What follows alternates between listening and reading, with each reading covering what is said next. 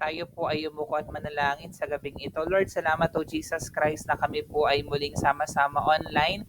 Salamat sa pagkakataong ito na kami po ay muling pakinig ninyo po mga salita. Dalangin po namin, O Father God, ang malayang pagkilos sa mga na Espiritu. Kayo pong aming maging tagapagturo, Panginoon God. Patuloy na samahan kami, Panginoon, sa lahat po ng aming ginagawa, Panginoon God. And we pray, Lord God, na kayo ang siyang palagi na maparangalan at madakil at malalahati. Sinyo, Lord God, ang papurit pagsamba sa pangalan ni Jesus. Amen. Ang pag-aaral natin tonight sa ating topic 112, Victorious Living, Overcoming Life's Troubles Through Faith. Yan. So, ito po ay napapanahon kasi marami na po akong nakakausap online. Talagang marami po tayo mga kapatid na maraming pinagdadaanan sa buhay. At siguro isa man din tayo doon, marami po tayo mga issues, problems in life, at napakahalaga po talaga na patuloy natin mapaglabanan kung ano man yung mga hamon sa buhay natin sa pamamagitan ng ating pananampalataya.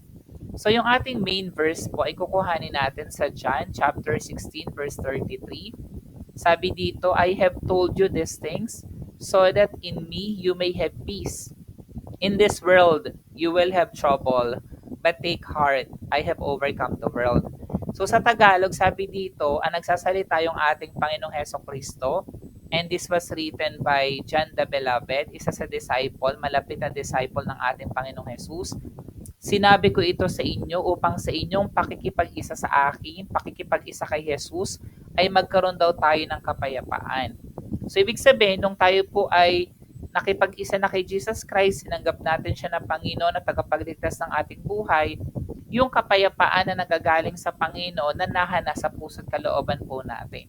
Pero ang sabi dito, magdaranas kayo ng kapigatian sa sanlibutan ito. Bagamat tayo po ay may relasyon na sa Panginoon, tayo po ay malapit na sa Panginoon, tayo po ay nananambahan sa Panginoon, nananalangin, nagwo-worship, nagcho-church, amen, hindi po tayo exempted sa troubles of life. Pero sabi dito ng salita ng Diyos, hindi natapos yung statement. Sabi diyan, ngunit tibayan daw natin ang ating loob. Napagtagumpayan ko na ang sanlibutan. So tandaan mo, si Jesus Christ talaga nag-set siya ng ultimate example na lahat ng mga pagsubok, lahat ng trouble, pinagtagumpayan niya nung siya ay narito dito sa mundo. So para tayo po ay ma-encourage na si Jesus Christ sinapos niya ng lahat doon sa cross of Calvary. Kaya sabi niya, take heart, I have overcome the world. So tayo po ay nagsisimula sa finish line kasi tinapos na po ni Jesus Christ. All we have to do is to keep trusting sa Panginoon po at patuloy naman ang palataya sa Kanya. Yung pong John chapter 16 verse 33 na binasa po natin, this is part of Jesus' farewell discourse to His disciples before His crucifixion. Imagine, so ito yung mga last statement na sinabi ni Jesus bago siya ipako sa krus. In this passage, Jesus prepares His disciples for the trials and tribulations they will face in the world. Siguro kung babasahin mo talaga yung New Testament, ayan, so right after si Jesus Christ mag-crucify sa cross and then mag-resurrect from the dead, and then siya po ay nag-ascend na sa heaven, talagang marami pong mga trials and tribulations ang pinagdaanan ng mga disciples. Sabi dito, the Lord Jesus Christ assures them of His victory over the world and the peace that comes from placing their trust in Him. So, hindi ko pinapangako, walang nangako sa atin na kapag tayo ay na kay Jesus, hindi na tayo magkakaroon ng problema, hindi na tayo magkakaroon ng pagsubok sa buhay. Pero sabi dito, habang tayo nagtitiwala sa Panginoon, andun pa rin na payapa tayo. Andun pa rin na maligaya tayo kasi nasa atin ang Panginoong Hesukristo. So yung historical context includes the mounting opposition and persecution Jesus and His disciples faced as they carried out their ministry. So nakakalungkot talaga during that time na si Jesus Christ, diba, nagpapay ng salita ng Diyos, and even yung mga disciples, yung si Jesus Christ nga po ay nag-ascend na sa heaven, pero ang daming hindi talaga naniniwala. Ang dami talaga na nagpe-persecute sa Christianity, opposing, may mga sarili silang pananaw at hindi nila pinaniniwalaan ang tinapos na gawa ng ating Panginoon. Kaya nga mapalad tayo tonight na kahit online, so some of us nasa ibang bansa, nasa ibang probinsya, pero we're listening to the message of grace, listening sa mensahe ng ating Panginoon.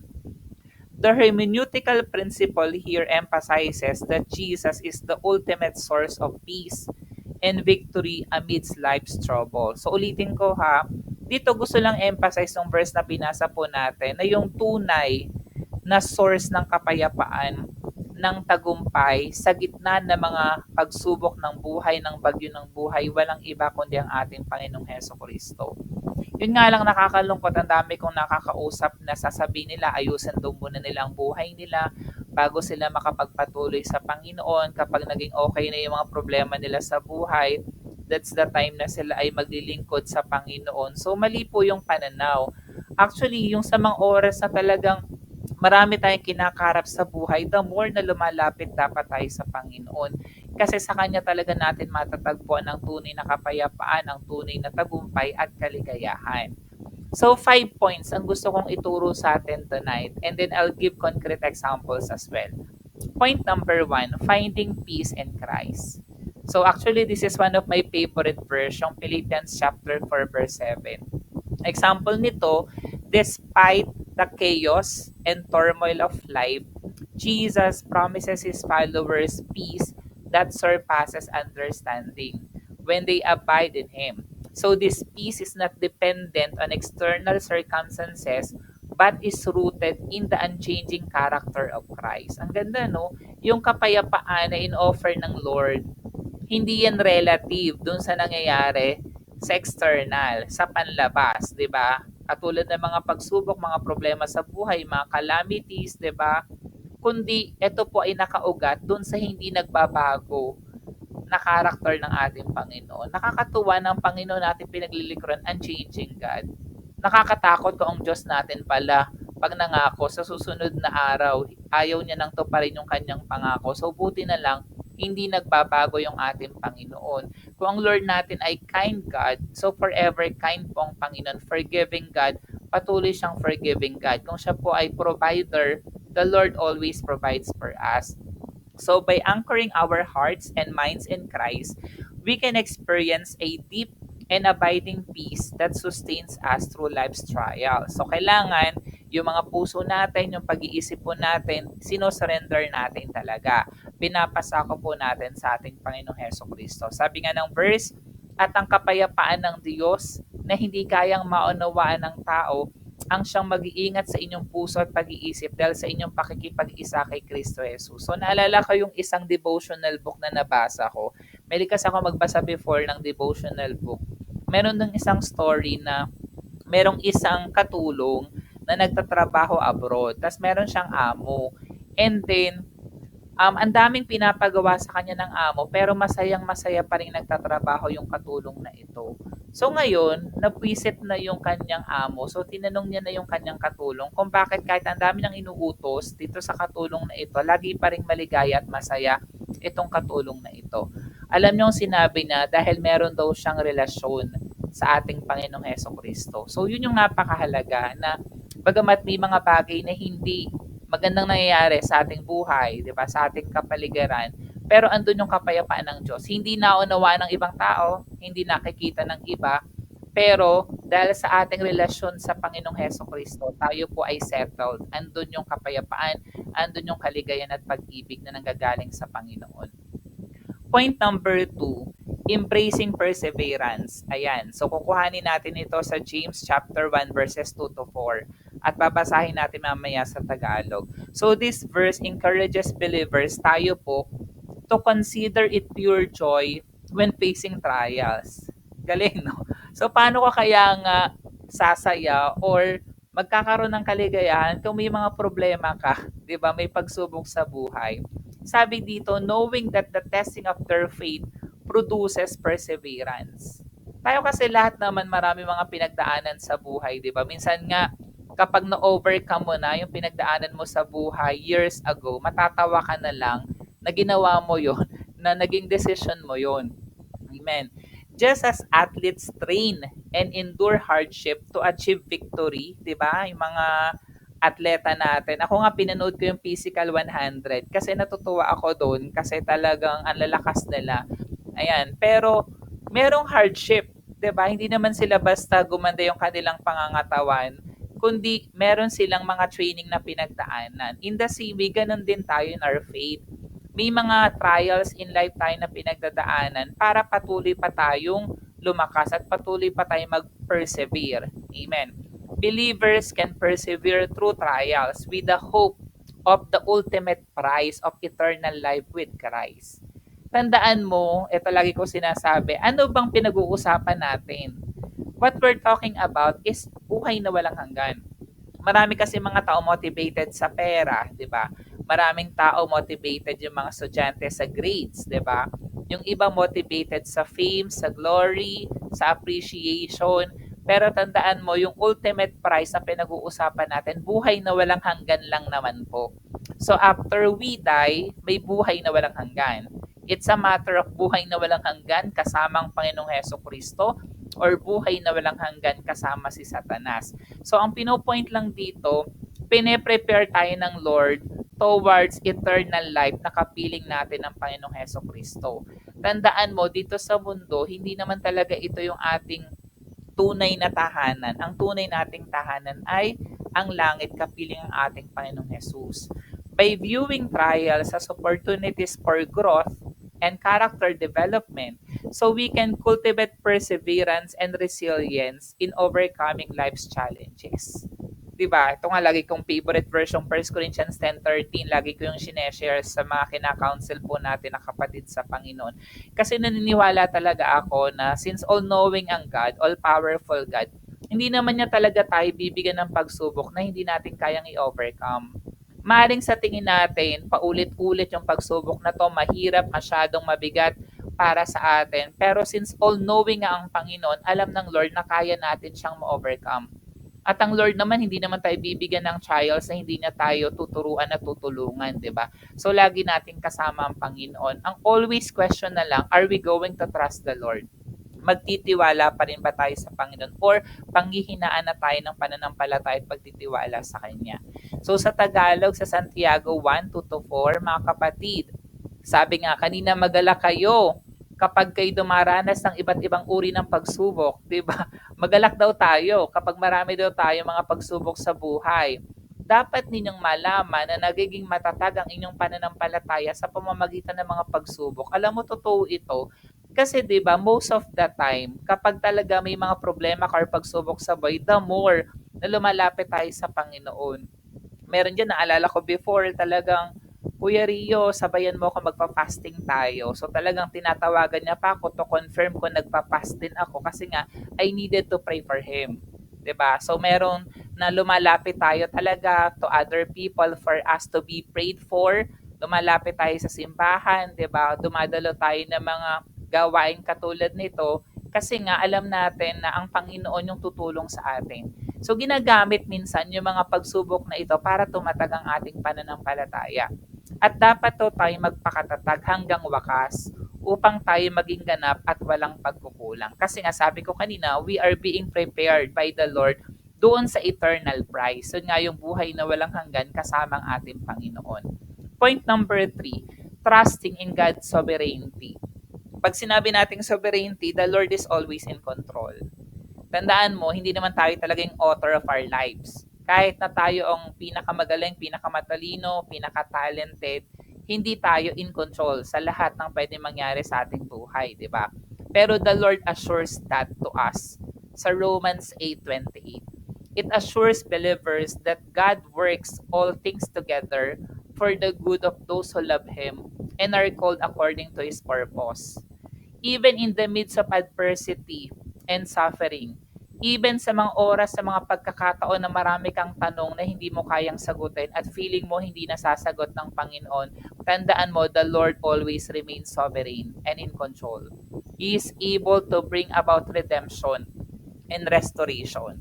Diba, katulad na nangyari na nagkaroon ng COVID-19, sino ba naka-anticipate na magkakaroon ng COVID-19? Pero look at now, 'di ba? So okay na ulit tayo because the Lord is always in control. So, in short, trusting in God's sovereignty enables us to surrender control and find comfort in His overarching plan, knowing that He can turn even our greatest trials into opportunities for His glory. na minsan yung mga pinagdadaanan mo sa buhay, yun pala ay babaguhin ng Lord at gagawin niyang isang testimony para ikaw magamit ka ng Panginoon to lead other people as well, to pray for other people as well, 'di ba? Na nung before ikaw yung ini-encourage, ikaw yung may mga problema, pero ngayon ikaw nang ginagamit ng Lord to pray for other as well. Sabi nga ng Roma 8:28, alam nating sa lahat ng bagay ay gumagawa ang Diyos para sa mabuti kasama ng mga nagmamahal sa Kanya. Silang mga tinawag ayon sa Kanyang layunin. Kaya nga first and foremost, kung tinanggap natin si Jesus na Panginoon, tagapagligtas ng buhay natin, napakahalaga maunawaan mo ano ba yung calling mo. Ano ba yung purpose mo? Di ba yun yung pinag-aralan natin ng last week? So alam daw natin na lahat ng bagay, minsan kahit na feeling natin pangit, hindi in accordance to our plan, pero tandaan mo, may magandang plano ang Diyos sa bawat isa po sa atin. May magandang plano ang Diyos sa Kanya na nagmamahal sa Panginoon at ang Diyos na patuloy na nagmamahal sa bawat isa po sa atin.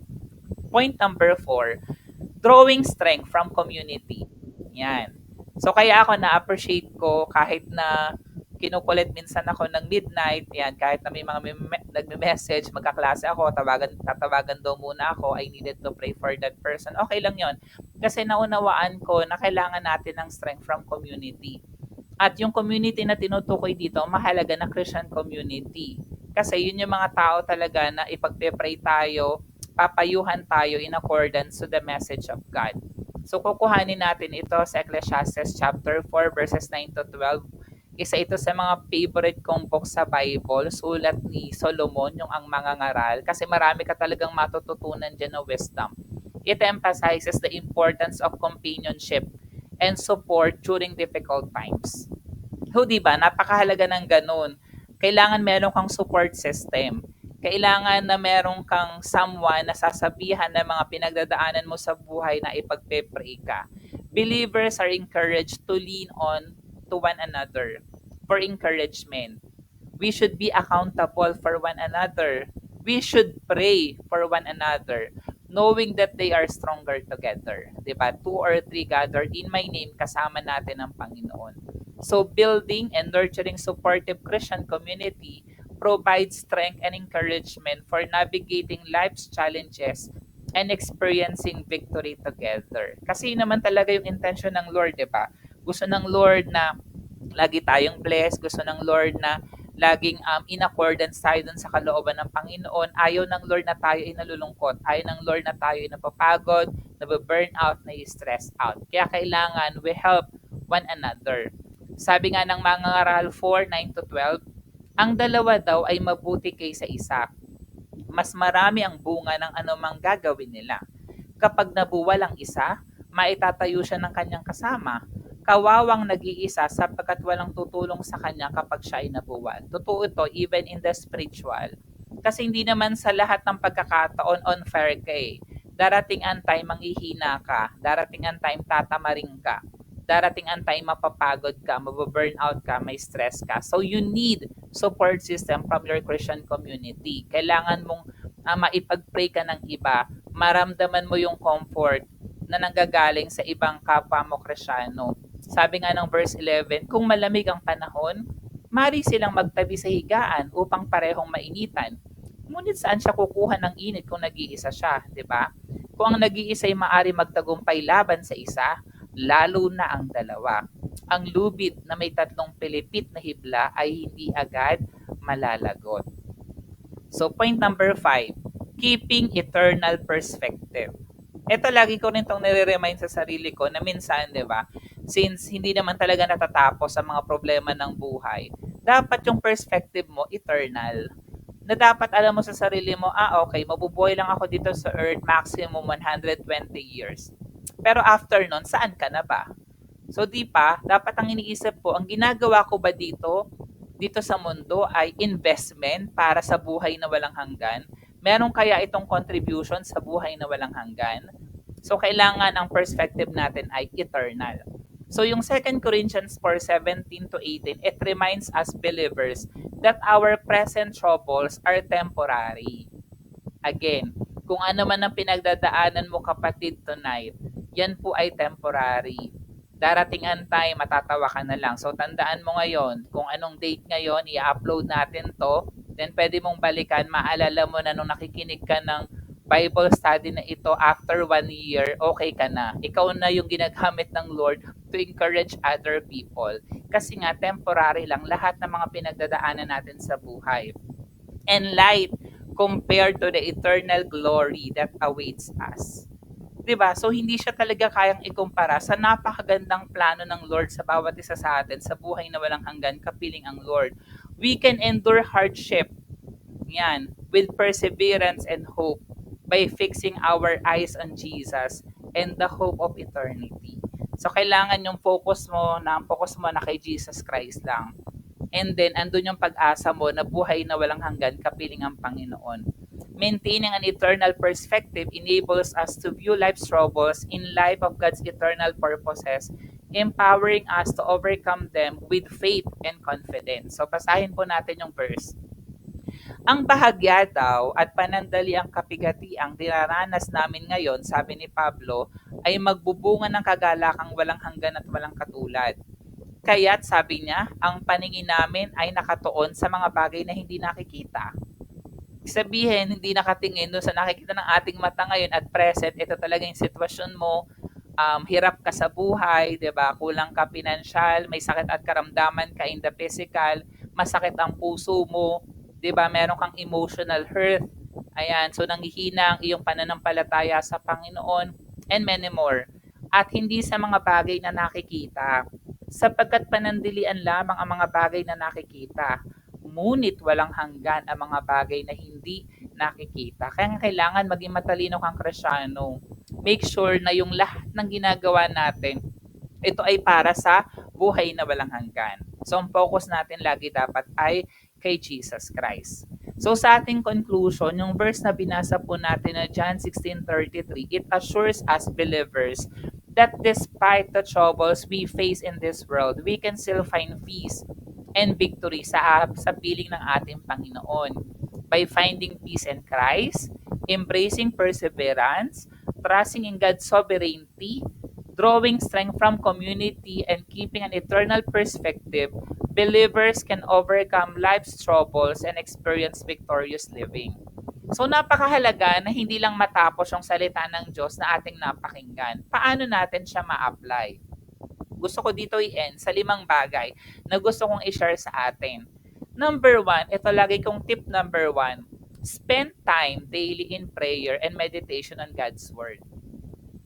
Check na ikaw ay umaattend ng online Bible study every Sunday, pero kailangan on a daily basis kumakain ng ating spirit. Kailangan nananalangin tayo sa Panginoon, nagme-meditate tayo ng kanyang mga salita. Hindi ka naman kailangan i-pressure na per chapter a day yung babasahin mo. Pwede namang 1 verse. Mag-meditate ka ng 1 verse and then manalangin ka sa Panginoon. Kasi it will help you cultivate a deeper relationship with Christ and experience His peace. Kasi napakahalaga na connected tayo sa Panginoon. If we are connected with God, talagang lalalim yung pangunawa mo sa mga bagay na nangyayari sa buhay mo at patuloy mong mararamdaman yung kapayapaan, yung comfort na nanggagaling sa Panginoon.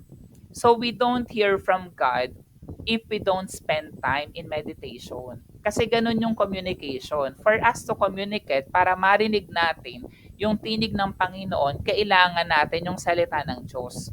Kasi hindi naman at all times, maririnig mo talaga yung tinig ng Lord. Minsan ang ginagamit ng Lord for us to listen to His Word, yung mga messenger niya, mga pastors, diba? And at the same time, yung kanyang mga salita. Kaya napakahalaga, para marinig natin ang tinig ng Lord, mag-spend time tayo in meditating His words.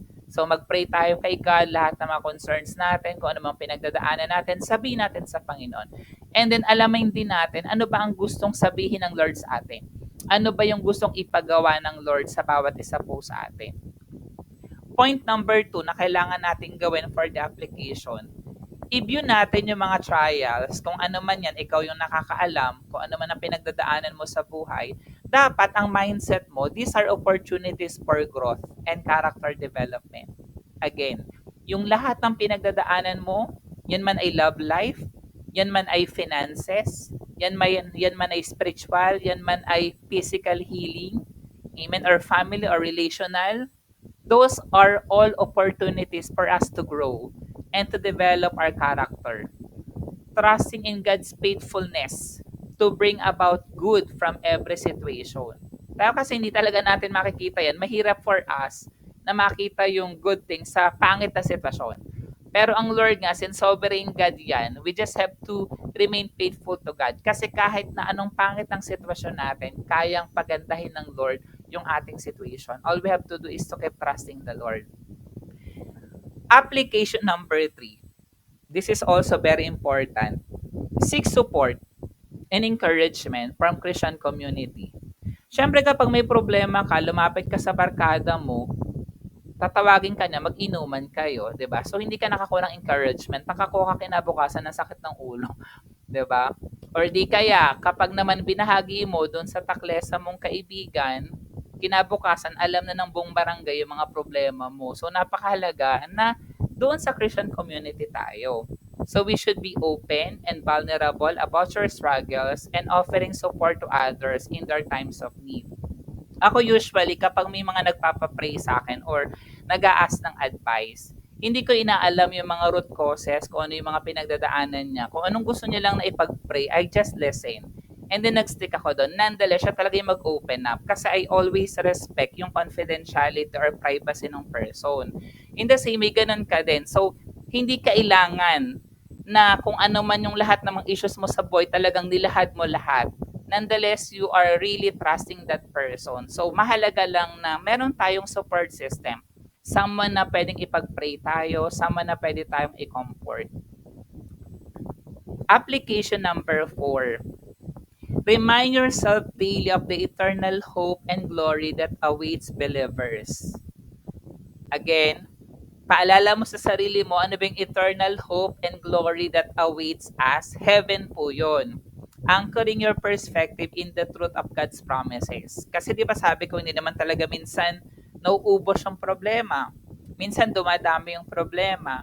Pero kailangan, hindi ka nga nakasettle doon sa pinagdadaanan mo right now. Pero ang mindset mo, ano ba yung kahihinatnan nito? Ano ba yung endpoint nito? So, eternal hope and glory that awaits us, kapiling ang Lord. And then, application number 5, mahalaga rin to, step out in faith and obedience. Minsan kasi may mga hindi maganda nangyayari sa buhay natin kasi disobedient tayo or na-advise na tayo, napayuhan na tayo, napag-pray na tayo, pero gusto pa rin natin gawin yung gusto natin, di ba? Tigas ulo, sinusunod pa rin natin yung nararamdaman natin, di ba? So, kailangan po mag-step out tayo sa ating pananampalataya at mag-obey tayo sa Panginoon. Trusting that God will provide the strength and guidance needed for us to overcome life's troubles and live victoriously for His glory. So again, step out in our faith. Tayo pong manalangin. Panginoon, salamat o God sa gabing ito. Salamat Panginoon na patuloy niyo po kaming tinuruan para patuloy naming ma-overcome lahat po ng life's troubles. Alam namin, Panginoon, nakasama ka namin, Lord God, at alam namin na may maganda ka pong plano sa bawat isa po sa amin. Patuloy niyo po kaming tuturuan, patuloy niyo po kaming gagabayan, Panginoon, sa lahat po ng aming endeavors, O God. Kaya Lord, salamat for this night. Sa inyo, Lord God, ang papurit pagsamba sa pangalan ni Jesus. Amen.